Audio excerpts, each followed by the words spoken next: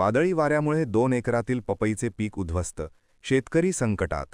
बुलढाणा जिल्ह्याच्या चिखली तालुक्यामध्ये काल सायंकाळी झालेल्या वादळी वाऱ्यासह मुसळधार पावसानं तोरणवाडा येथील शेतकरी रवींद्र खराटे यांच्या 2 एकर शेतात लागवड केलेल्या पपईचे पीक उद्ध्वस्त झालं आहे। वादळी वाऱ्यामुळे 65 पपईंची झाडे जमिनीवर उलमडून पडली आहेत। यामध्ये जवळपास 1 लाख रुपये उत्पन्न अपेक्षित असलेल्या 100 क्विंटल पपईचे नुकसान झाले आहे।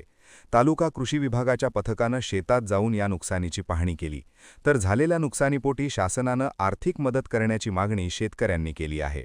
आपला Vidarbha live bureau report, Buldhana. काल वादळानं पपई झाडं तुटून पडले, तर ते साहेब लोक आले ते पाहून गेले। याची नुकसानी भरपाई लवकर करून द्या।